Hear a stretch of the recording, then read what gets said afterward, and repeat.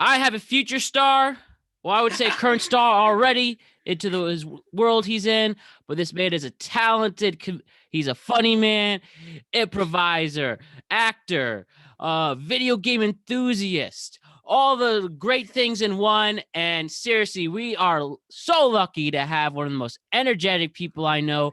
Chris Bailey, welcome to the Productive Conversations podcast, my friend. How are you? I'm good. I'm great. I'm very happy to be here. I'm very happy to be talking to the Matt Brown fan base. Oh, This is very exciting. We haven't talked in a while, so this is just gonna be a great way to catch up and just shoot the shit and whatnot. that's exactly it. And we're going to show these great listeners of Productive Conversations podcast how dope of a person you are. And why don't we start off the bat? Chris, as I said, you're a very talented actor. You Thank you. are you're New York based one, correct, right now? Yeah. Pretty much with the pandemic going on, but you're definitely in the area.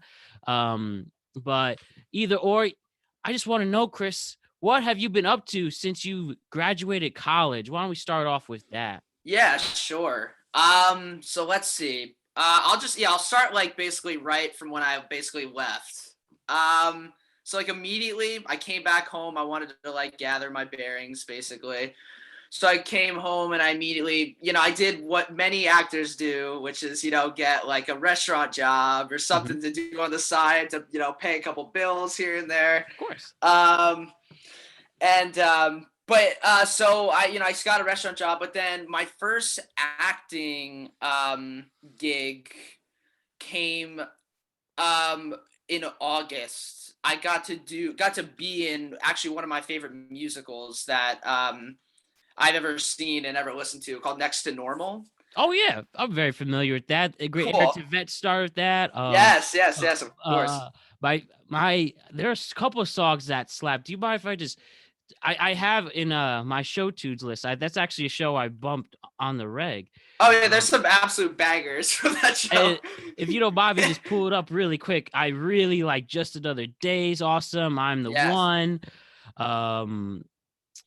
I really like Superboy and the Visible Girl. Yes. To name a few. It's awesome stuff. And it was cool because I got to play I played the part that Aaron Tveit played on Broadway. It was no cool. way. How'd that go? What was it like? It was it honestly was probably, at least vocally, the hardest role that I've ever played, just because some of the notes and the range that character has. It was definitely a challenge at first, and I was and the cast was so talented, and they all kind of knew each other at first, and I was kind of the newbie. So I was like, oh man, I want to leave a good impression. I hope they don't think I suck. But my director was great. My director also played my dad in the show. Yeah. And he was just he helped me really ease into it. I feel like the whole cast really did. And by the end, I felt so super confident just about my performance and about my vocal performance specifically, because that was something I was a little nervous about at first. No way. So, Chris, as an actor, why don't you tell me, how do you conquer stage fright? I know it's not easy to go up in front of, especially when you're doing live theater or go up in any audience. It takes a certain type of person. But why don't you tell me and my listeners, what do you do to overcome stage fright? I mean, definitely getting in, I would say, a night warming up in the case of a musical, and in the case of a play, or even I would even say this for film work. Yep. There's warm-ups that you can do that I've learned from school, vocal warm-ups, when it comes to singing, that kind of helps me get in the zone. Also vocal warm-ups that have to do with just the speaking voice, not have anything to do with singing. So that helps me get in the zone and feel prepared. And then I would say, I don't know, I just taking some time by myself, being alone, and just getting grounded, really like taking some time to just like be confident in the fact that I know my lines. Um, I have the ability to, if if there's a line flub, or if there's like if there's a bit of a inconvenience, I could maybe recover that. I think Mhm. that the improvisation that I did at Heart actually helped Yeah. me with that. Um, and just like taking deep breaths, and as I said, being confident and just going out there and like being spontaneous and just like leaving it all out there and trying your best to leave it all out there for sure. Of course, and if you got cast in the role, you're obviously the director and the creative team believe in you, picked it for a reason. So, I'm sure I'm sure that's the great things and skills that you've earned. And another thing I want to know, Chris, how does one learn how to memorize lines? Like, if you have to memorize long monologues and scripts and stuff like that, what is your approach to memorizing lines? Because not everyone can do it. And I've seen you before, and I think you're talented and stuff from all the Hartford performances. But why don't you walk me through that? Like, how does you personally learn how to memorize lines? Sure. I've always kind of really enjoyed the memorization part of, I think I'm pretty good at it. And so basically what I do is, I'll read through the script first, probably at least like once or twice, just to get it, Mhm. sort of in my body. Um, and then what I'll do is I'll take it, typically scene by scene, and I will try to memorize I'll go through it, and I will kind of go down the whole thing, and I'll sort of, it's a repetitive thing. So like, I know some people will like record themselves saying the other lines. I don't typically do that. I think I did it in the past, but I found it wasn't as helpful to me as I thought it would be. I think it's just a lot of repetition. Yeah. I had this. I remember it was fun in one of my like sophomore projects that we had to do. I had like probably the longest piece of text that I ever had to do in one time frame. It was like it was like a 15-minute monologue where like I was nonstop talking. And with that, or with something like that, I'll just take like a chunk of the piece. I'll spend a lot of time with it, and I'll sort of relate subtext with it, like the underlying theme of the piece. And so I know what I'm saying, and I know what I mean when I'm saying Of course. that specific passage. And then from there, like I'll do that in one day, and then the next day I'll start with that. I'll get that marinating sort of and whatnot, and then I'll move on to the next piece. And it's kind of just like basically connecting all of Mhm. the pieces in a monologue that big. And if I'm memorizing lines, it helps to typically take it a scene. It's sort of the same deal. Right. Take a scene, memorize it, sort of get all the subtext and all the actor intentions in that scene, and then start with that scene, move to the next one. So, and then you really start to feel like the arc of the Yeah. character starting to go. And I think that also helps with the memorization too, because like the journey, like where what you just did, and where you're heading to next. Right. You're understanding your character, and you're um I think genuinely transforming into that character too, with all of that repetition. And it's more than just reading lines, it's putting emotion to what that character would do and making choices. Yeah, exactly. Cool, cool. Yeah, yeah. I love it. I love this inside the actor studio vibes we're getting. Mhm. Yes, yeah. Can I say, Chris, was there ever a time where you like either a performance, maybe things, I don't know, if we don't mind going back in the past, if Oh, sure. maybe either maybe you skipped on a line, or maybe a little brain fart or something, and when were you able to recover from it? because I'm sure I've seen it's happened to everybody, all the greats. Did it ever Yeah. happen to you, a time where you were in an uncomfortable situation on stage, something wasn't clicking or working, and you overcame from it? Sure. I could think of one instance immediately where it was like my first big role in a middle school show. I was playing Charlie Okay. Bucket. I was playing Charlie Bucket in Willy Wonka Jr. the musical. Oh, With, you got it. It's a big role, transcending. yeah. And it was funny because I wasn't like I got a call back for it at school, and like, but I had gotten a call back for like the TV kid, the one who's like kind of like obsessed with like technology and Oh stuff yeah, too. that's right. And so I was originally kind of more leaning towards like, going. I thought maybe I had a better shot at getting that, but then I got cast as Charlie Bucket, so I was like, I You was earned it. excited, but I was like, damn, this is big, like, as big as it can be for like a sixth grader, basically. But within that role, I remember one night during, I think it was actually opening night, and it was like a scene before Charlie gets to the factory, and he's with like Grandpa Joe and his mom and his dad, and Mhm. like the grandparents are in the Grandpa bed, Joe. and yeah, Grandpa Joe. And I remember it was like a scene where I think I had just like come home from like, some sort of walk, or like I had just gotten like a candy bar or something, and I Yeah. came to tell the Came family, from the came to candy tell the man. yeah, exactly.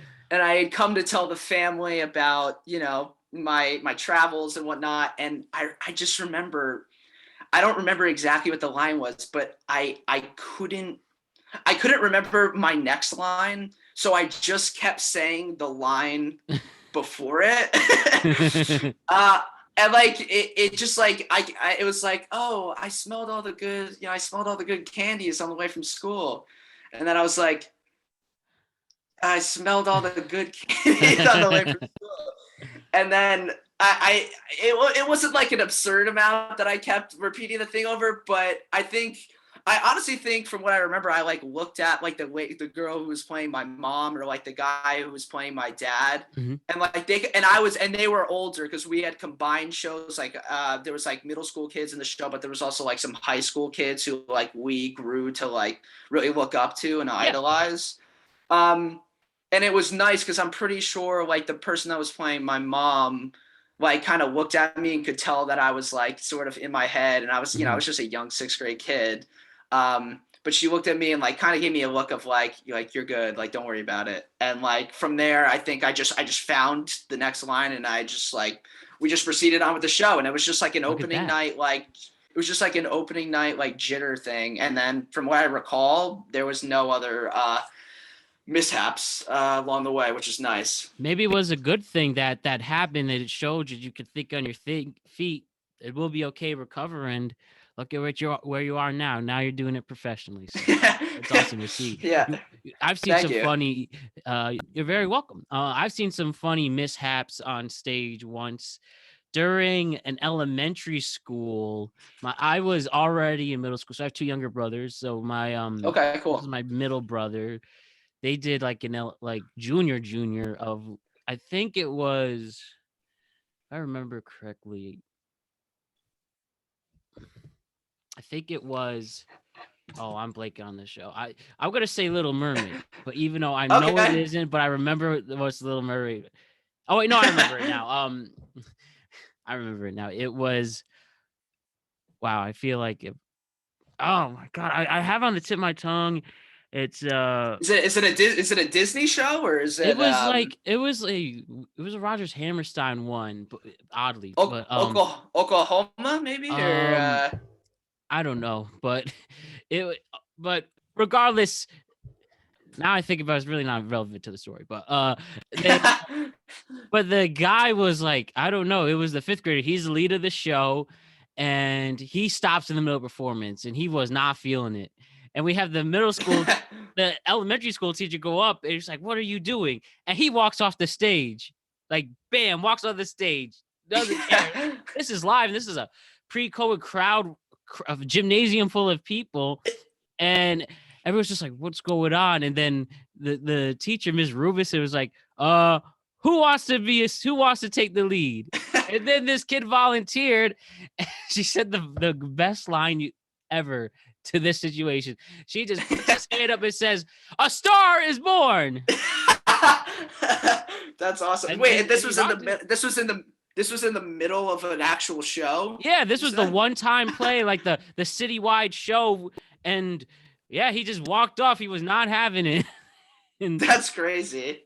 got, Yeah, kid some got people. anointed. Yeah, I guess so. That's crazy. That's really What funny a that man.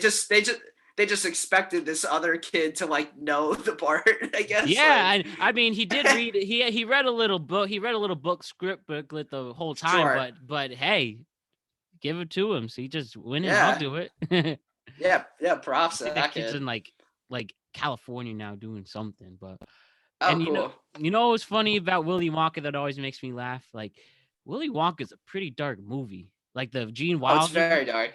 It's like they call it's really a mixture of childhood fantasy horror. I mean the kids are it's pursued. The kids are straight up killed in their families, but hey, Yeah, and 70s movies, right?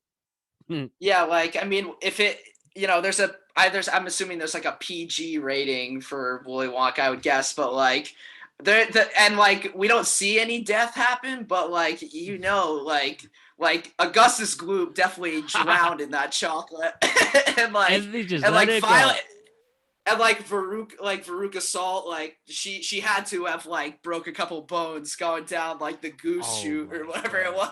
It's Definitely no crazy. safety. There was no safety inspection back then. No, there definitely was not. I actually think it was shot in Germany. I think the set still exists to this day. Like you could just Really? Rorschach did. But you know what the funniest? Someone said that Willy Wonka, the movie is Saw for kids. I can see that. I can see it for I know. sure. Oh me. My has things changed. It's not like when you make Soul or How to Train Your Dragon. But now this is all different from now. Yeah, exactly. So, Chris, one of the most interesting things about you is you've had experience in improv. Huge fan of your work from Stop Laughing Mom. I've had Natalie Hardy. I recorded through Yes. yesterday, in fact. So it's a real honor to have the both of you guys join me in this. And I would love to hear your experience with improv, either pre-Stop Laughing Mom and post. Tell me about the life of I should say, tell me about your experience working in improv. Sure. So I mean, prior to Stop Laughing Mom, I would say I didn't have much improv experience. I always enjoyed like it within like the scripted musicals and plays that I was in. I always enjoyed those moments where like in the script it says like ad lib and like Yeah. and then like there's like ad lib celebration or like where the director would be like throw a line in there or just like throw in like something that would make people laugh or like whatever. And so I always enjoyed doing that. And then I remember towards like the second half of my high school experience, my one of like my main mentors / directors started like an improv club at lunch. Oh, okay. Which was nice. So like I'd eat my lunch, I'd go down, there'd be like a bunch of kids who were like mostly theater kids. And we would kind of just like learn some improv games and like, mess around. There was no pressure. It was just like kind of come and go, when you please. So that was like a nice little introduction, I would say. And then got to UHA. I didn't get into Stop Laughing Mom, actually, my first year auditioning. Really? Yeah. Which was chill. I still went to all the shows and I had an absolute blast. Like even if I wasn't in, even if I didn't make it in, I would have been at every single show because I loved it so much. How about that? But so then the second year I auditioned, I got in, which was super cool. Look at that. So yeah, you just gotta come back. Very motivating. I love it. If at first you don't succeed, just come back. Proved it right but here. but Yeah. So, and then from there, it was, just a whole library of like, knowledge and games came from the older, more experienced improvers in the group. And like I just we yeah, it was just a great experience. I felt like I learned a nice combination of like short form games and like shorter games, and then Mhm. sort of the long form, like there's like one called like a Herald that we experimented with a decent amount, which was really cool. So it's nice to get a decent amount of different sort of categories, um, and learn about a decent amount of categories within the improv field. It was cool. Okay, look at that, and I didn't, and we got a nice motivating story out of it too. That's really Yes. sweet. Could you talk to me from the games you've learned, the experience, more exposure on stage? Could you also talk to me what other personal benefits that you got out of improv, whether it's better communication skills with people in general, or uh, maybe learning how to teach in other ways? What are some of the other personal benefits you got from improv? From improv. Well, I think a really nice thing about um, improv is that it like forces you to like really truly be in the moment, I feel like. And Mhm. like I found myself doing this during improv, and I probably would still. It's been a while because like I haven't really been able to exercise the improv bone in my body like a ton, being in a pandemic and whatnot. Of course. But it forces you to be in the moment and to not like plan anything, which I sometimes did fall into that trap. Like even being in SLM, and I'm sure many improvers probably face this, is like you think of something funny and then you want to execute it the way you thought of it, Mhm. but then I found the way you thought of it may have sounded like brilliant in your head, but it never comes out the way that you actually planned it to. Um, and then it comes off, it could potentially come off a little bit fake. So I think what improv helped me with is just like really being in the moment and like speaking the truth of the moment. And I think, as you said, that has helped me with like just like conversing with just in a normal conversation, but also being in front of people, if when it comes to like giving a presentation, if you Mhm. will. And I think it's just helped me. I mean, it's definitely helped me with my acting, but it just helps you like loosen up a little bit.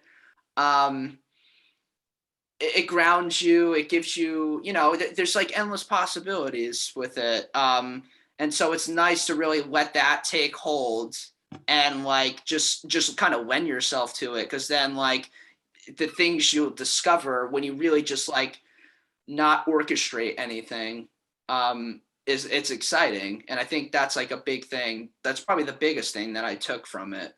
That's awesome. That lose yourself moment, that forcing you to be in an uncomfortable situation, but showing that you can get out of it. Sure. Exactly. So, Chris, one of the honors bestowed to you that we're trying something new. So Oh, I end the show with the questionnaire, but I'm also going to have a middle part of it. And you're going to be the very first person to ever do this new segment of the Productive Conversations podcast we're trying. I'm honored. Yeah, like your energy. I figured you would get a kick out of these questions. So we're going Yeah, to do a sure. questionnaire to end the show, but we're also going to do one right in the middle. So this is going to be called Okay. the Conversations World Questionnaire. So this is a website that's designed for people. It's actually, I think it's designed for people who didn't not know what to talk about on first dates. That's what it started for. But it's expanded to other ways, and also just another ways to get to know people. So this is a questionnaire of 1,000 questions. I took 10 of them, and I'm just gonna Okay. ask. Just tell me what you think with them. They're not rapid fire or anything, so they're gonna be just a really random first ever. It's gonna be really random, but this is the first ever conversation world questionnaire with Chris Bailey, and let's start it. So my first Let's question go. on this: Is cereal soup? Why or why not? I, I don't even eat that much cereal, which is funny about this question. So I don't have like a real like attachment to it. But So maybe it's kind of good that you have no bias. That's you're right. You're right. You see, I don't think it's soup because although the flakes are basically whatever cereal you have in the bowl is within milk. I'm assuming. Mm-hmm. I can't. I would never say, oh, I'm gonna go get soup out of the cabinet and then take out a box of cinnamon toast crunch. Not necessarily. No. When I think of soup, I think of like chicken noodle, French onion. It's hot. You eat it when you got a cold. Right. That's all. Hey, that's a good answer. It's a debate. This isn't part of it. It's like all those people say is a hot dog or sandwich. Well, if you put something in bread, anything's a sandwich. I guess a burger sandwich. If you just put something in a bowl, is it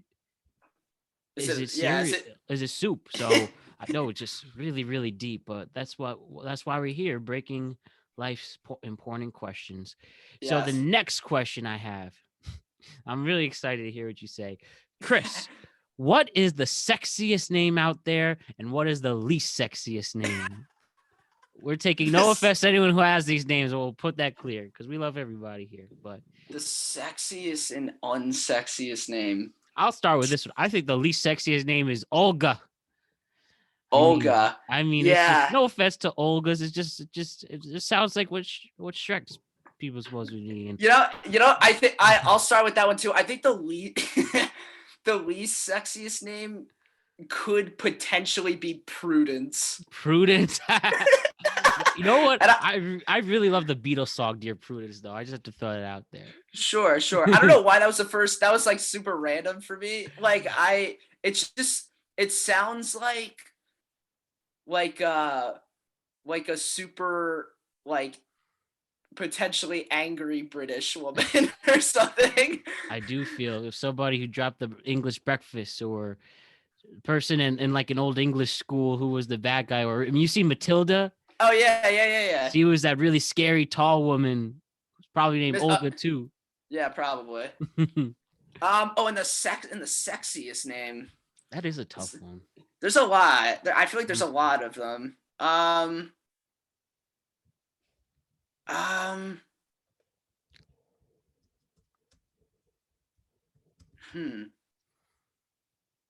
think that I immediately jump to like I feel like French women have like really interesting like sexy names. Like what comes to mind immediately, which is kind of funny, is and I remember it from Rush Hour 3, a Rush Hour 3 character, but it's Genevieve. Genevieve. That is a great name. Oh, yeah. Anytime you use a French accent for anything. Yeah, that's true. I also really like the name Priya. I think that's a beautiful name. Priya's a really pretty name. I was gonna say Scarlet. I think that has a nice ring to it. Yeah, for sure. And we got Scarlett Johansson. Oh yeah, we have. That's it that I can think of. So, number 3. What is the best Wi-Fi name you've ever seen? The best Wi-Fi name I've ever seen? Mine is Get Your Own Wi-Fi. But even it was free anyway, so I did stop that. That's good. So, I mean, I'm having trouble thinking of a bunch, but one that I can think of, and it's kind of a dig on me, but but I enjoyed it because it came in, it came with good vibes. Was I'm pretty sure at school, we lived right next to at our apartment. We lived right next to our close friends, me and my friends, and so I'm pretty sure at one point their Wi-Fi name was Chris Bailey Sucks. And I just thought that one. It was just funny.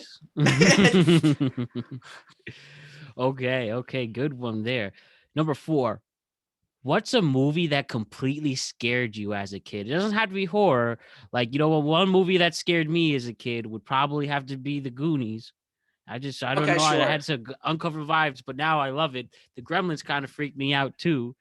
Those Yeah, big guys, but that was me as a kid. What else scares sure. you as a kid? Maybe Toy Story or A Bug's Life.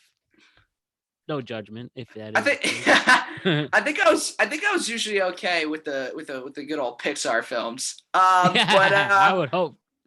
But I remember one that actually is horror that really frightened me as a young kid. I think I was in like middle school when I first saw it, but it was the first original Blair Witch Project. Oh yeah, that's a good And one. like I don't know what it was about it. I don't know if I had seen many scary movies up until that point, but I always look back to that movie like it just the found footage style of that in that movie specifically just felt like really realistic in a way that like other found footage films I feel like sort of fail at. Right. And like I I honestly and it's interesting because there's not a lot of like there really isn't like jump scares in Blair Witch. It's just like there's constantly something going wrong and they're just so lost in the middle of the woods. Yeah, and a And lot of yelling and the yeah, there's sound a lot of effects yelling and stuff.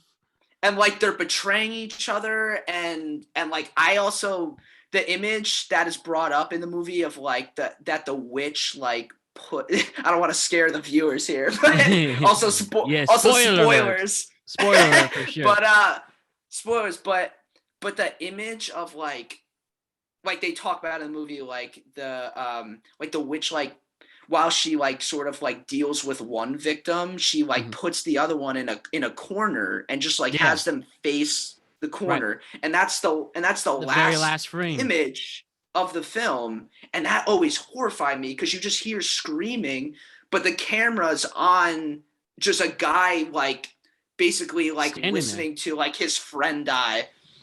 It It that really scared me. yeah, you wait 90 minutes for that, just seeing a guy in the corner. I always found Yeah. that. Now it's funny looking back, but I could definitely understand as a kid that's pretty freaky. And that when it came out in the late 90s, people thought it was real, like you watched a snuff film. Yeah, exactly. Like people were like online, like, is Blair Witch real? Like, Let's go check it out. I respect the ghosts. I believe in ghosts. I respect them. I don't want to yeah, bother them. yeah, yeah. We should probably just let them be. So, so this is a fun one. This is number 5, right? Is all yeah, Yeah, I think this is 5. Yeah. number 5. What is the weirdest thing you've ever seen in someone's house? The weirdest thing I've ever seen in someone's house. I saw someone have a shrine to themselves. Really? In New York once. This is my friend. It was just a statue of himself. This silver statuette. I was like, man, you have a lot of money. Yeah. And a huge a huge Yeah. ego. No, And I mean, hey, if you can afford. yeah, why not? Yeah, That's definitely the weirdest exactly. one. I also seen a lifeline Silver Surfer, which was pretty cool. I just didn't expect it this Oh, close to cool. home. Cool. It must be like 12, I'm trying to. like $10,000 or something. That's crazy. I mean, that must have been pretty cool though. Mm-hmm. Weirdest thing I've seen in someone's house. I'm I'm thinking of like all my like older relatives or something. Like I'm trying to like I feel like they would have some strange things. Um Damn, this one's hard. I haven't been in anyone's house recently to like or um I can't really think of anything specific Mm-hmm. except like just like strange, like sort of like Victorian photography. I know that's not very specific, but just like No, that's a good answer. strange portraits and like just sort of like paintings and sort of weird imagery. Mm-hmm. Yeah, something along those lines for sure. All right, number 6. What is the funniest prank you've ever heard someone pull off in your neighborhood? Like there's this kid I know who would. This kind of sounds bad, but I'll say it anyway. So he would be dared to break into people's houses and watch their TVs. That's all. He would just watch their TVs and sit down and make himself comfortable until he would have to stay in there for half an hour and see if someone would come. He did get caught once, got in a lot of trouble, but it lasted a good few weeks. It sounds hilarious looking back, but I don't condone people breaking into houses. But that was a daunting thing I've heard people do in my neighborhood Yeah, specifically. sure. That's funny. Um, let's see. So prank in like my hometown neighborhood we're talking about, sort of, or It could be if whether you lived in college too, it could be where you're lived in the past. It doesn't, it's wherever where it just had to be in a neighborhood you were living in for at least 1 week or one day, you know. Okay, sure. I mean, I remember there was one night we had like this this is from a while ago, damn. We had like this we had this it was a prank that ended up me and my friends ended up doing it, but then the pranky, the one we were pranking, ended up turning the tables. Um but we it was like we were doing like a camp out in like the middle of the summer in someone's backyard. Mm-hmm. And we were all, talking around the fire and whatnot. We had set up tents because like we were just like trying to make it the best experience. One of our friends had to go to sleep really early, and it was like classic, like, oh, okay, first one to bed, like we're gonna fuck with you. So like they went to the tent, and we're like shaking the tent and like smacking it, and we think that we're accomplishing our job and whatnot. And then we like we're doing it for a while, and like we don't hear any like sort of like we don't hear anyone like getting pissed off or anything inside the tent. So we're like, what the hell? So we like open up the pockets on the outside, and we're like, wait, he's not in there. And they're like, no, come on, he's in there. So we like checked all the different spots, and everyone was like, no, dude, he's not in there. Like, did he go? This sounds like the Blair Witch again, but he's like, we were like, did he go into the woods or like whatever? And then like, after some discourse and trying to figure out what happened, someone like opened the tent, and apparently he had been there the entire time, and like he screamed and shouted, and like one of my friends at the time like ran and like smashed like a glass table or something that was outside. Oh. And like rocked his knee or something. Yeah. Talk about got him. Yeah, really. He really he showed us for sure. All right, number 6. What is the funniest name you actually heard someone have? So for me, there was this teacher at my high school, Norwalk High. His name, I'm not kidding, his name was literally Frank Stein.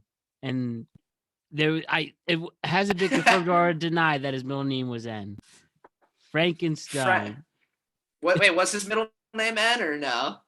That's the rumor. That's an urban legend. I'm trying to get one of my teachers to come on to this, and hopefully they could confirm it. But his name was literally Frank Stein, and I've known a Jake Jacobson. I've known a Zach Stack. That's cool. The weirdest name we were saying?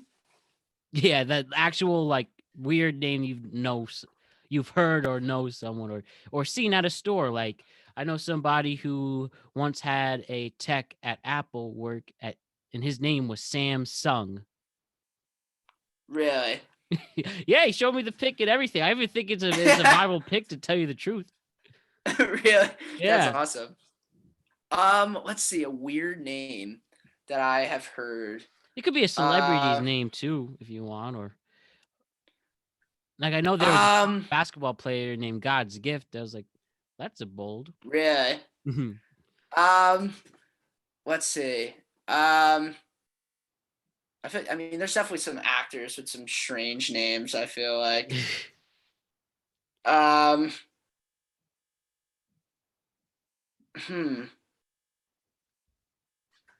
Um,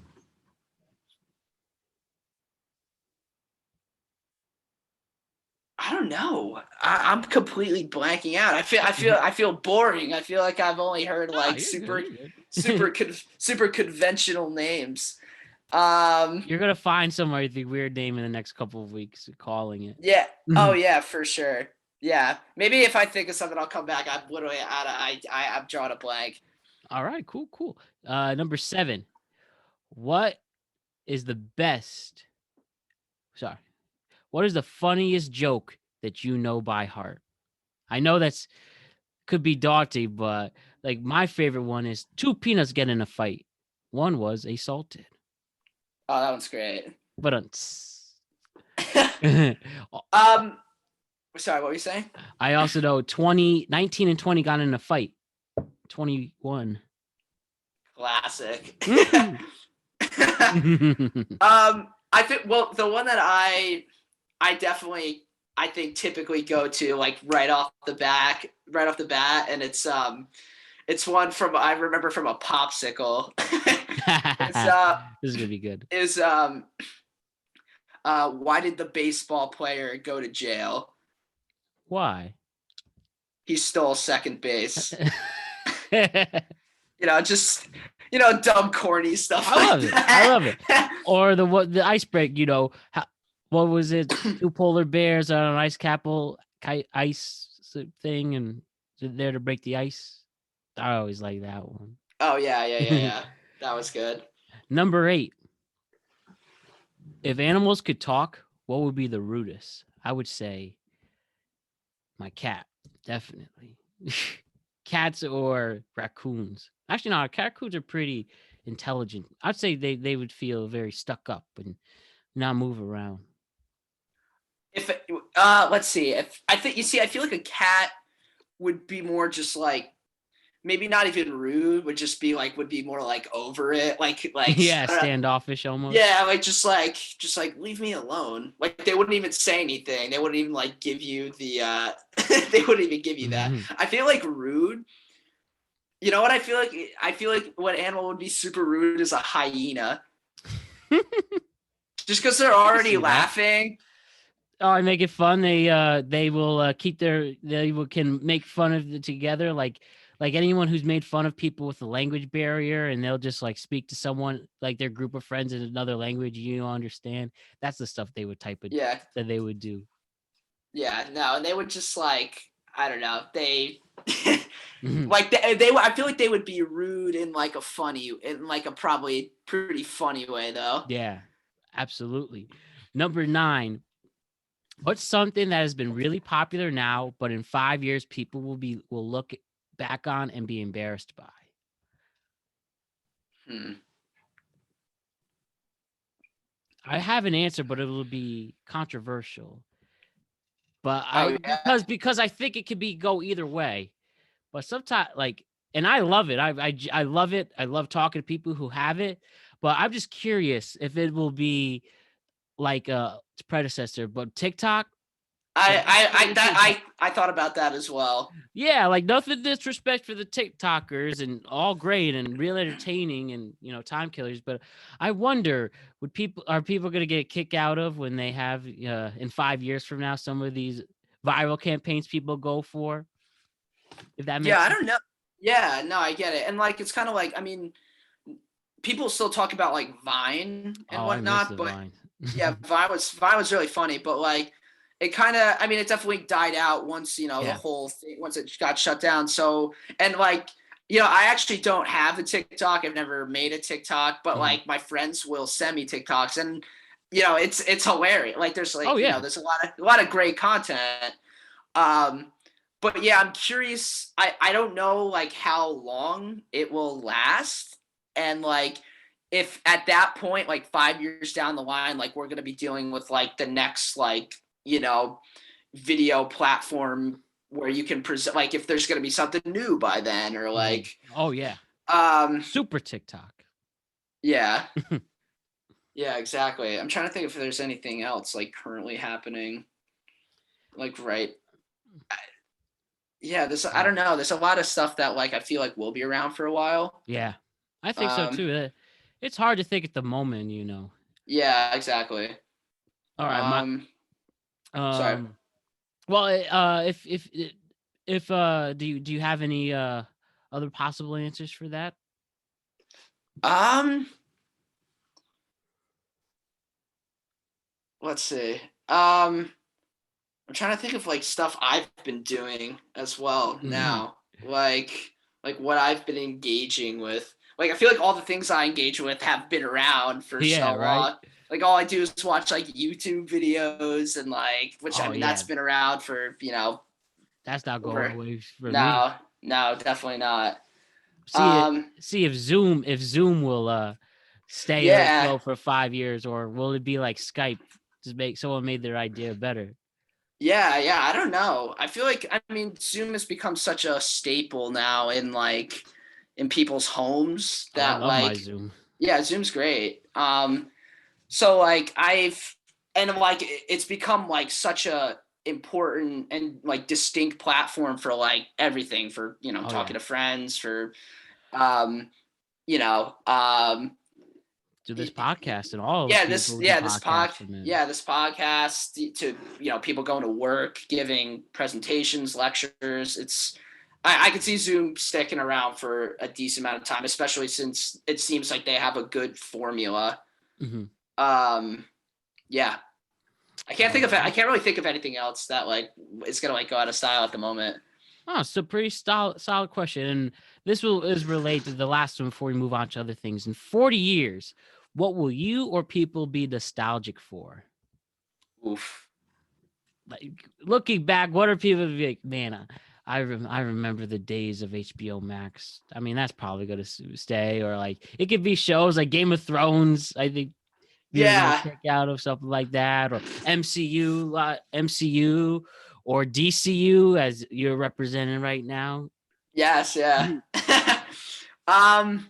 Well, yeah. I think all of those things for sure. I think like stuff like Marvel and like yeah, maybe like I think the superhero genre as well, just because like this is something that like I mean we have like grown up with, and it's like just shoved like not and not in a bad way, but it's like shoved in our faces, like Yeah, it's everywhere, and with platforms like Disney Plus and um just sure. We got the Zack Ryder cut. The Zack Snyder cut. oh Justice League coming up. So yeah. But yeah, I feel like like I don't really know. You see, Marvel, I feel like Marvel and DC for that matter, I feel like could go on for like they're gonna. I mean, they're gonna milk it for all it's worth, and which I'm fine with because I enjoy the content. yep, same here. I'm curious, like that'd be crazy. Like 40 years from now, if we're still getting like brand new like superhero content. Mhm. And at that point, if we are like, will it be good? Like, will it be sort of like we're just rehashing all the old formulas that like made it so successful in the first place? Mhm. Um, yeah, and like I'm trying to think of what else. I mean, I'll definitely be probably Pokemon this. I Go mean, oh, Pokemon Go. and Among I Us. oh Among Us for sure. I've been big on Among Us recently, so I think down the line, Mhm. down the line we'll be talking about who was sus back in the The Sus day and Boy. Yeah. who was the sus boy and who was who were the the innocent crewmates just getting their tasks done. Definitely just solid questions with that. So this is a good transition. Chris, it says on your Instagram you are a self-proclaimed video game expert and video And game that in our video game appreciator, and you yes, enjoy that, I should say. So Chris, tell me right now, let's geek out on some video games. yeah, I'm just sure. gonna go ask the hard question right away. What is the best or one of the best video games of all time? Um, Take me where that question where that answer takes you. Sure. Oh man, that's a hard question. But let's see. So I might give you, if it's okay, I might give you a favorite game that brings me nostalgia and Please what I do. consider to, and another one that I consider to be just like overall like a masterpiece, and I think Of course, yeah. is considered and is considered to be a masterpiece among like gamers everywhere. But the first one is uh one of the best, and I really truly mean it, is Kingdom Hearts 2. Oh, bar none. I mean, it has everything you Yeah, want for it. A game, good stories, yeah, nice sequences and stuff like. Excuse me. yeah, no, and I love the. I think it built off the first game in with in flying colors, and we we got to see more. I mean, I love that the game first of all incorporates like Final Fantasy characters plus characters that we don't know really, plus the Disney worlds. Of course. And although Kingdom Hearts lore can be extremely confusing because all the games are, a prequel came out like after, like the first couple games. So like you have to play that one first, and it's on like it's like on some random ass like it's on like PlayStation Vita, like that no one has. Yeah, that was So a but missed opportunity with that. but like I just felt like with Kingdom Hearts 2, like we just you get like you get the drama, you get the intrigue, Oh yeah. you get the Disney worlds, and it's cool how in that game you can you sort of, from what I recall, you revisit each world like a couple times, which is what disappointed me in Kingdom Hearts 3. Mm, I like Kingdom Hearts 3, but I definitely had a lot of qualms with it. right. Um, And what were yeah. some of those qualms? Let's see. With Kingdom Hearts 3, well, it was the hype for this game, I think, amongst gamers across the globe was it was high. Yeah, it was a long time between the two entries. Yeah, it was they I'm pretty sure it had been delayed. Mhm.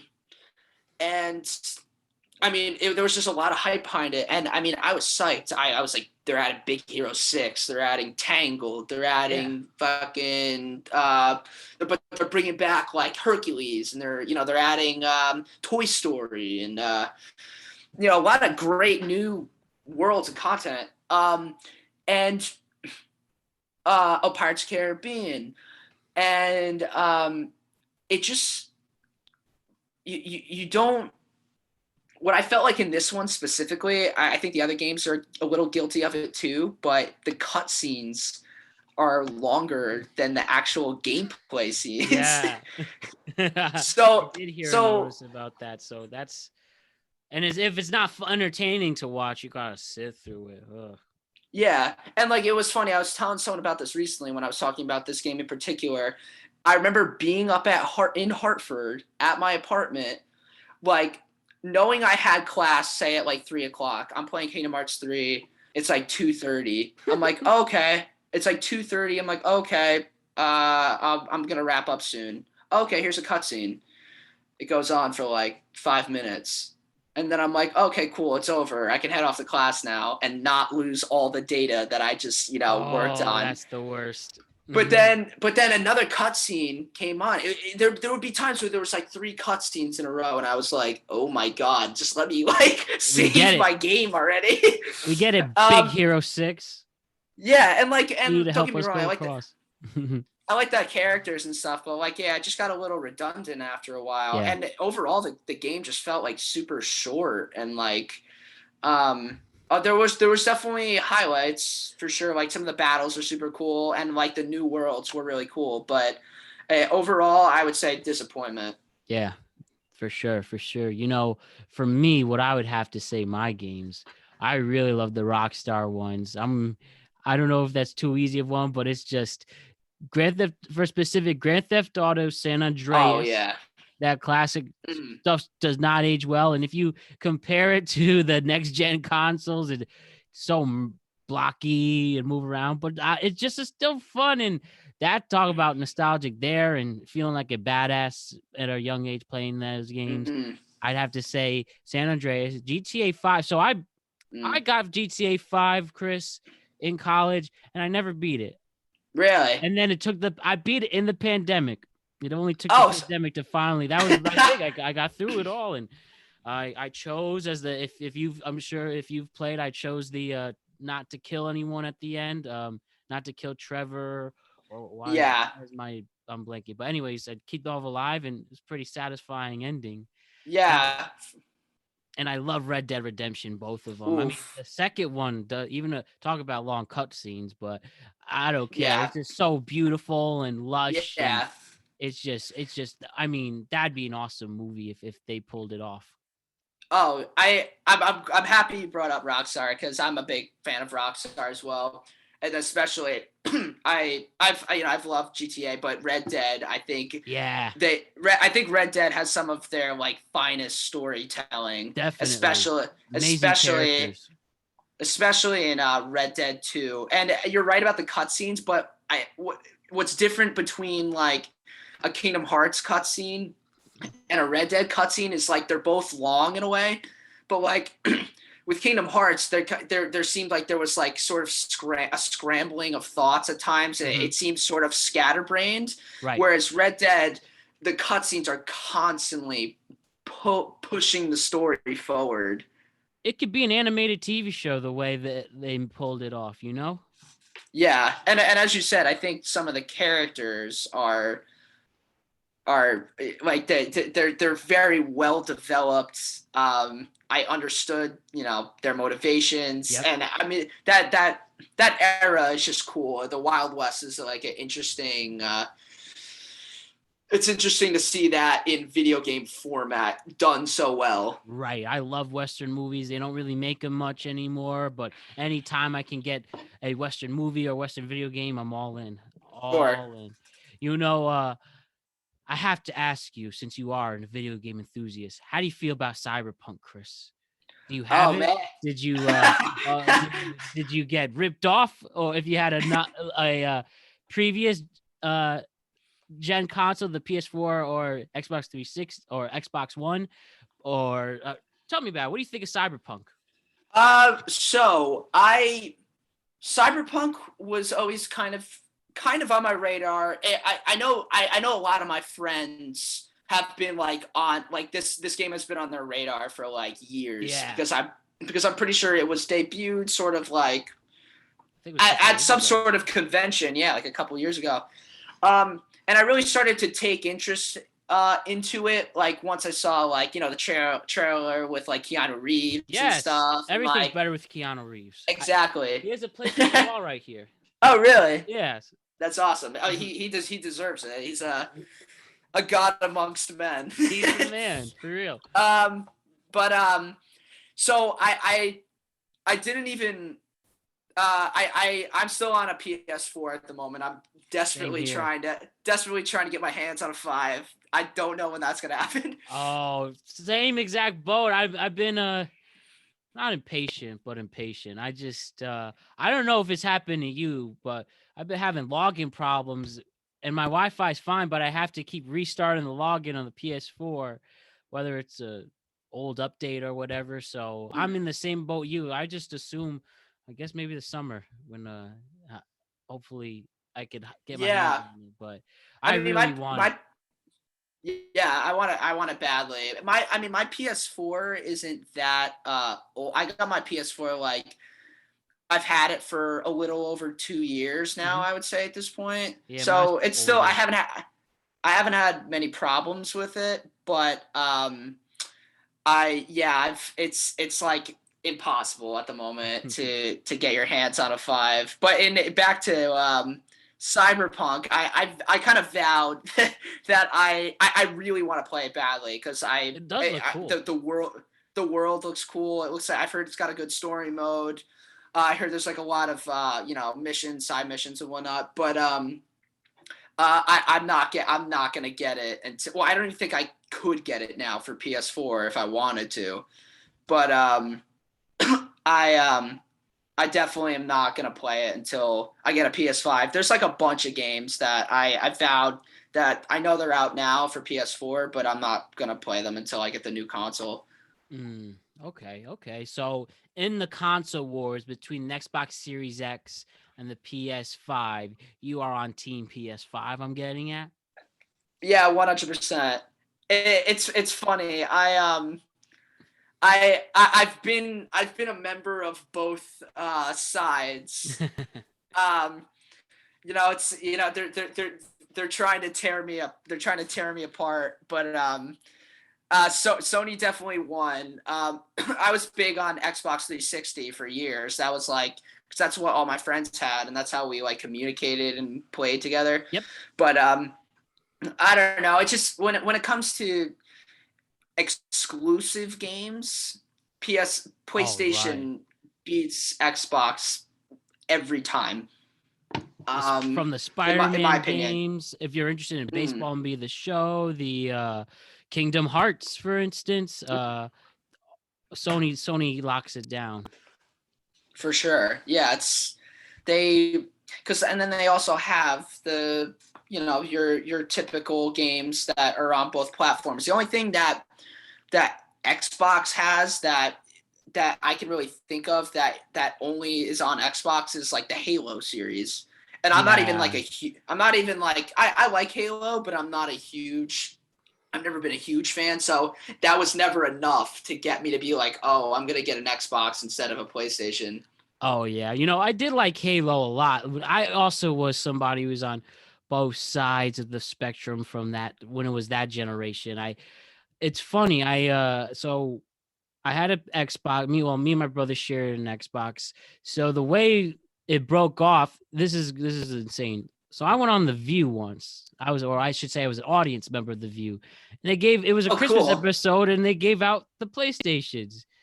And I took it. So me and my brother would always fight. I want the Xbox, and I just had the PlayStation. Well, this will settle that. And then I just transferred the PlayStation 4 after that. So I haven't gone back since, but I did love Halo at the time. But I don't know. I tried to play it in whatever the newest version, and it just didn't have that love again. But I'm happy to be on the PlayStation side still. So I'm going to be giving a PS5 when it's time as well. Yeah, for sure. I was sort of adamant at first of like I really was trying at first, like back in November. I was like, I'm gonna get this thing on launch day, which was like a joke. But like I was on every site. I was on Walmart, I was on Target, I was on Best Buy, just like immediately sold out everywhere. It's amazing what these people did or figured out subsystem. Oh man. You know what's crazy too? Yeah. It's like it's apparently from statistics I saw, it's like PS5 has sold more units, I'm pretty sure, at this point than the PS4 sold. Wow. There's some sort of statistic that like the PS5 has sold like a decent chunk of units. I'm not exactly sure the exact, but it just makes me think like wow, like so many people already have it, and yet I still can't and I and many of my friends still cannot like secure it. Yeah, you said you had a bunch of units. Where'd it go? Yeah, it's I guess we just gotta wait until they make more, and I'm assuming it's probably been pretty hard too with COVID and whatnot, production wise. So I at this point I'll get it when I get it. Absolutely, and I just need to have it by GTA 6. Sure. That's so we have you have a couple of years then, probably. So just my last thing on video games is how you feel about Nintendo? You like the Smash Brothers? I had my very first system ever was the Nintendo 64. I would kill to have another one now. Do you like the Nintendo games in the field, the Mario Karts, and I mean every? Oh yeah, I grew up on Mario Party. I grew up on those games. Those are like those. Honestly, those games probably make it into like my top. Some of those, like I think Smash Bros. Melee is probably top 5 like my favorite games of all time. Um, yeah, I don't have a Switch at the moment, although I did contemplate getting it for games like Breath of the Wild, Animal Crossing. Animal Crossing is really is back on the rise there. Yeah, big Animal Crossing fan. Although I haven't played this new one, but I've heard amazing things. But yeah, Mario Kart, Super Smash Bros. I had a bunch of Nintendo products growing up too. I had the Wii. I had the yes, I had one too. I had the DS. I had Cooking Mama on the Wii. I was cracking eggs. I was. I had a GameCube as well, and Yeah. I loved the Wii Sports that people will still go crazy on to this day. Yeah, Wii Sports is that people TVs were getting smashed because of Wii Sports. Oh man, there's been some awkward videos out there. Yeah, for sure. Yo, Chris, tell me a time. When was the hardest time you laughed, or whether it's recently or, years ago? When was the hardest time you laughed, or one of the hardest times? The first thing that comes to mind. This is actually pretty funny. So I remember plain as day. We were at a friend's house. We were about to leave his house, and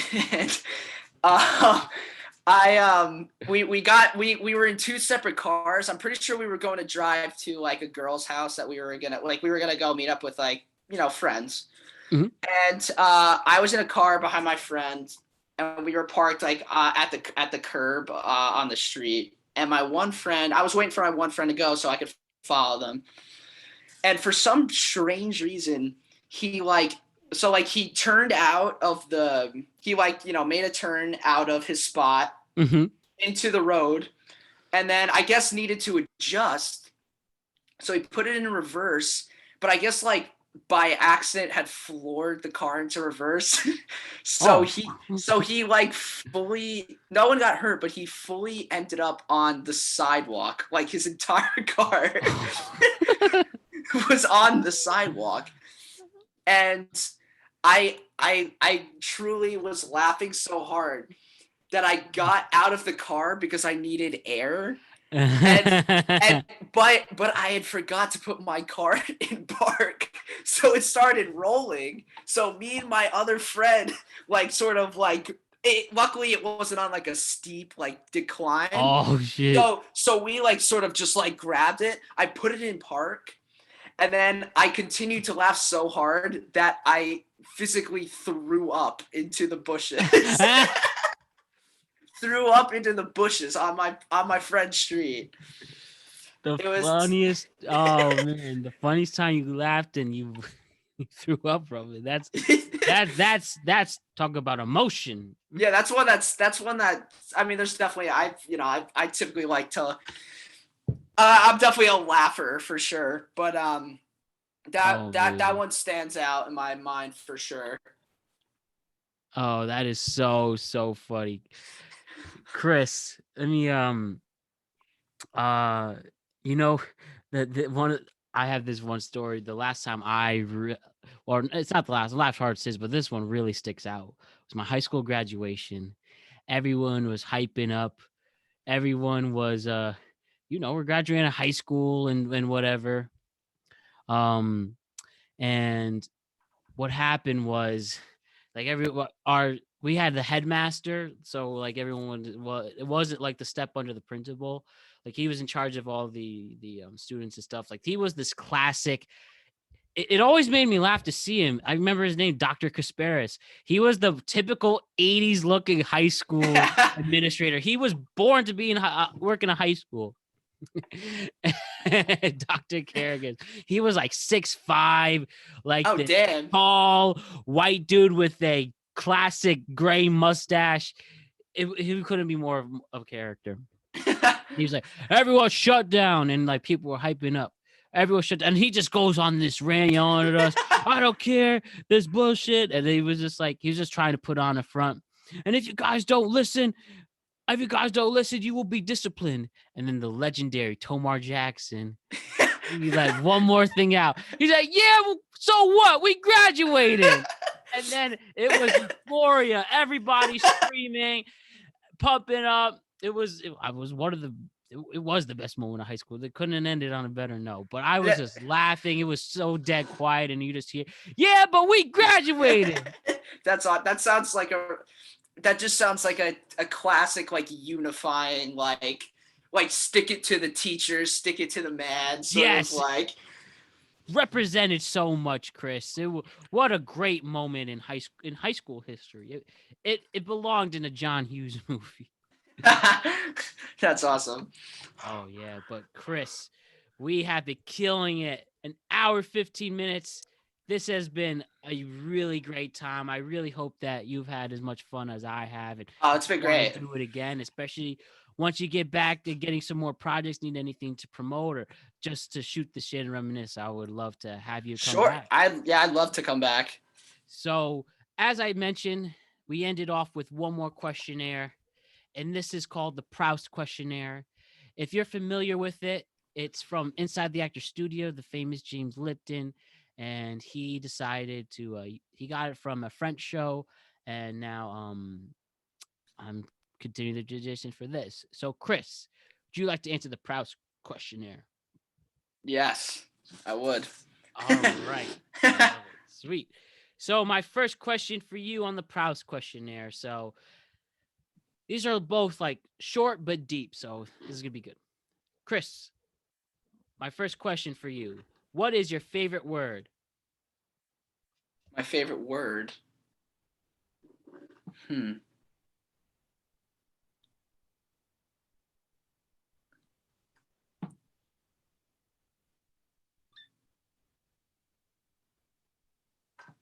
Sorry, let me think. No, yeah, take your time.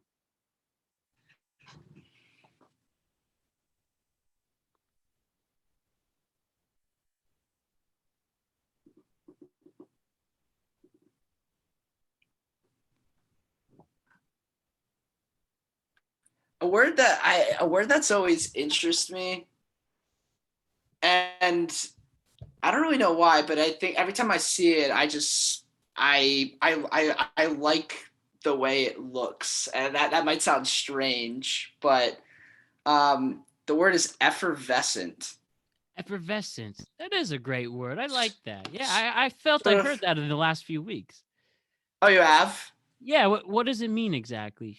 It's like, I'm going to do, just to make sure that I'm not completely butchering it, but from what I recall, it's like sort of bubbly and like, I was like free spirit, yeah, giving off bubbles, fizzy, enthusiastic, and I think it kind of, not only do I like the word, I think it's a quality that I try to embody. Mm-hmm. I tried, it's enthusiastic. I also see enthusiastic and vivacious. I feel like a quality that I try to maintain. Right. And a quality that is just sort of part of, who I am and who I have sort of grown up into. And there's days where I'm not feeling, very effervescent, but like the essence of that is always the essence of that. I feel like it's always still there. You're right. By the way, I heard a different word actually that sound like evanescent, but you know the band Evanescence? Oh yes. Break me out. Yeah. That's what I heard. So actually just learned something. So that's funny. What's your least favorite word, Chris? My least favorite word. Evanescence, because it sounds similar. Yeah. My least favorite word is probably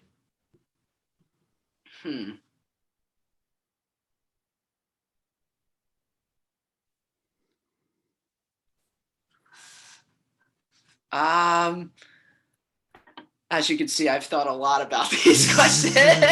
Yeah, this is like I said, this is a really helps your brain out, but Yeah. No, these aren't things that honestly that I think about like super often. So it's a nice like little brain teaser just to for like sure. dig into my um you know, one that comes to mind, and I think it has to do with the way the word sounds, but also what this object is used for kind of makes me like nauseous a little Mhm. bit, is scalpel. Yeah, I know what you mean by that. Scalpel. Like I don't like the sound. I'm not a fan of how it sounds.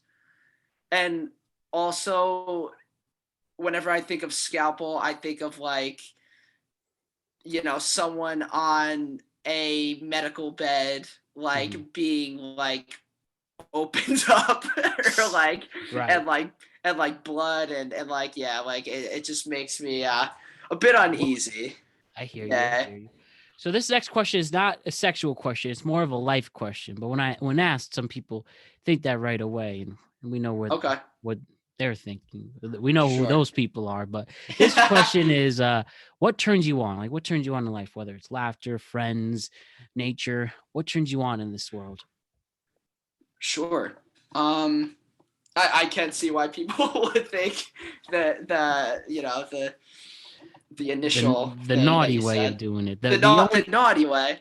only one person literally when asked that said sex. Like, well, okay then. That's your we could we could get to the sexual things in the after hours podcast. um, but I mean, we discussed a bunch of them I think tonight. Just speed through a couple acting, video games, film. Mhm. I think I mean, something that I absolutely love. I honestly probably think it's my favorite thing is to like travel with like people that I care about. Yeah. Um, because I've been lucky enough I've been Europe a couple times. I got to go to let's see, I've been to Canada, I've been to Mexico, some other places here and there, and it's always been with like friends, that old friends or like friends that I have, the friends that I met in college, and Mhm. like I look back on those times very fondly. And because we got up to some, I feel like on vacations you get up to some nonsense, but Oh then yeah, like there that's a was like, memory maker. The vacations for sure. yeah, and like just like I mean, traveling in general is just a big one for me. I would love to um, somehow potentially, obviously it's not very convenient at the moment, but like you know combine some of my passions and loves like traveling and acting or like traveling and film, like combine those at some point so that that when they meet I'm kind of getting like the best of both worlds, and like the things that turn me on, as you say, sort of all come together. And I think it's possible because like there's I don't know. I feel like with especially I think I come back to acting, but like acting is like really diving into humanity, other people's humanity, and really tackling those subjects. And I feel like when I would love to combine all of these different aspects that really make my life so joyful, combine them all together, and just like ride with that and like go with the flow and just see where it takes me. I think it'll be like it could be a really cool combination of a bunch of really awesome things. It's one of the best answers to that question ever. Thank you for that, Chris. That was really wholesome and sweet. I appreciate it. No So problem. my next question is, what turns you off in this world? Um, let's see. I, hmm, I, I think one that something that comes to mind immediately, I would say probably is like, I don't know. I think I don't enjoy. And I think this goes for like a lot of people, but like bringing negative energy into spaces that are supposed to be positive. Um, and like, people go through shit all the time, and sometimes like that just comes with you. But I think it really starts to get on my nerves when like you can't really see behind it, and sometimes it just seems like people are trying to bring others down because like it's sort of like that, sort of like a bullying complex. I welcome I generally like to try to provide like good vibes, and like I want to be friendly and like welcoming to people, but I understand like not everyone's gonna be on like my level, and like I'm not even gonna be on that level sometimes either, because like emotions fluctuate and whatnot. Yep. but um but like when it seems like I don't like seeing people bring each other down for the sake of like just getting like a laugh out of it, or like mindless sort of hurtful gossip. And like just like people that kind of surround themselves with that energy just turn me off in general, I would say. And just like people in general that like don't I really like it sucks seeing like people not being accepting of others. So I really don't like that either, and I look at that and I say I'm going to do the exact opposite of that, because I want I like, because when everyone feels welcome, we're better for it. And I think you're really good at bringing those good vibes, and we appreciate people like you doing that, Chris. So thank you. Thank you. Do a Thank really you, good man. I job with appreciate that. it. Very welcome. Thank you, man. I appreciate it. Absolutely. What sound or noise do you love? Sound or noise? I know. I honestly am obsessed with it. I feel like maybe some people can relate, but I love like just like playing with bubble wrap and the sound that comes with bubble wrap. Like I'll find myself like my mom will have gotten a package or something, and I'll just like there's bubble wrap like left over Let me in get the card. some. Yeah, left over in the cardboard, and like and then I definitely spend like way too much time like with it, and until it gets to the point where like like I've popped I like there's nothing left to pop with this, like I just need to throw this out. Look at that. Yeah, I one of the production companies I worked for I worked in the shipping department and all about shipping boxes in and out. So, I'm very familiar with the bubble wrap life. Yeah, and like you can step on it, you can do it with your Ah, hands, soothing. roll over it. So, what sound or noise do you hate? hmm.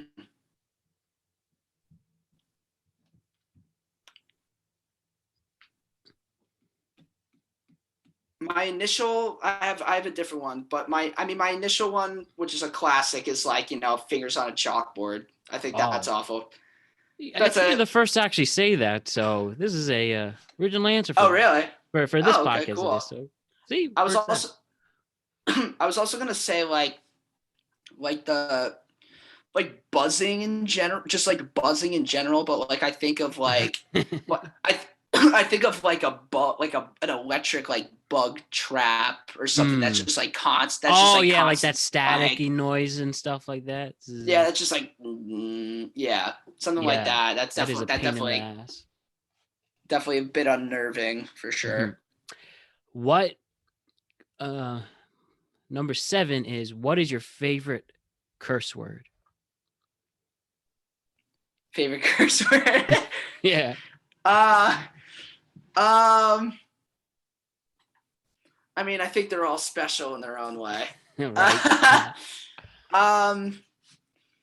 One that I've grown more appreciation for, especially since I now understand how it's actually supposed. Actually, you know, I think I have two, and they're both free. and they're both British. I'm excited to hear the part that what I learned its actual purpose for part. So, what words are they? Yeah, or I believe they're both. Yeah, they're both from that neck of the woods, but twat, which I thought Another first one. which I thought for the longest time was twat. Yeah, I thought so too. And a really, really quick story, but it's funny that Natalie was on the show or on the podcast yesterday, or whenever she airs. But me and her, but right before the pandemic started, we saw a Scottish comedian named Daniel Sloss, who we both really like. And he had a whole bit about how Americans typically say twats and how we're idiots for thinking that it's twat and that it's actually twat. So I appreciated the lesson. I appreciated the lesson in proper curse word pronunciation. Look at that. And then I will now too. And then the other one, which I've heard a little more recently, and I just think it's funny, is wanker. Wanker. You have to say it with the accent.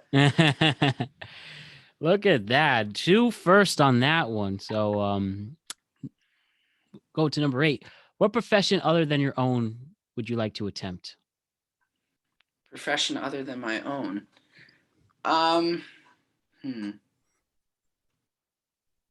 You know, it'd be really cool. I feel like something to do with like something along the lines of like being involved outside. But the first thing that came to mind, and I feel like a lot of these answers tonight are just like coming to mind, but there's stuff that I've thought about, like probably somewhere within the deep subconscious of my brain, is like some sort of like archaeologist or something. Oh, like, like Indiana Jones style.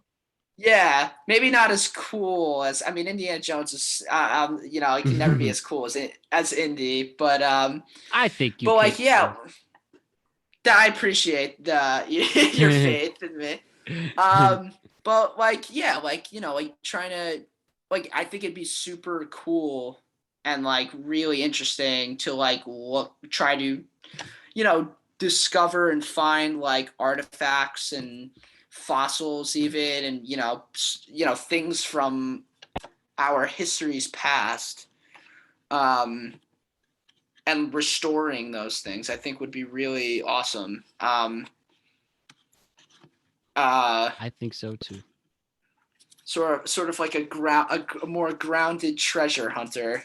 Absolutely. A sophisticated one. Almost. Yes, yeah, exactly.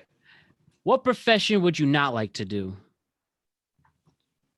I mean, this might sound sort of not basic, but I was never good at like math or science in school. So anything involved with numbers, like a chemist of some kind, or like an accountant, some sort of mathematician, I don't think I would have any fun doing, really, to be honest. Good answer. And I appreciate people who do that stuff. Shouts to our mathematicians. Yeah, for real, because it's, you know, it's insanely necessary. I just have no talent for it at all. And you use the talent in other ways. So, my final question for you, Chris, is if heaven exists, what would you like to hear God say to you when you arrive at the pearly gates? Oh, that's a good question. Um, yeah, that's like that's like super deep. I feel like. Oh yeah, that's why we ended off deep. Yeah.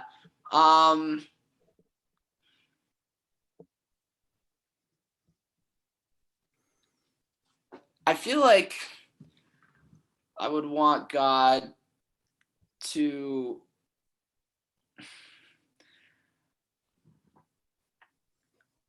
maybe, let me know that you know, maybe spare, the specifics really. And maybe really just to get down to it, just like let me know or hopefully let me know that, I lived a happy life and that I would hope that I would hear something along the lines of that you really left it all there and that you made at least a couple people, a decent, hopefully a decent amount of people like happy with, the way that you chose to proceed living your life and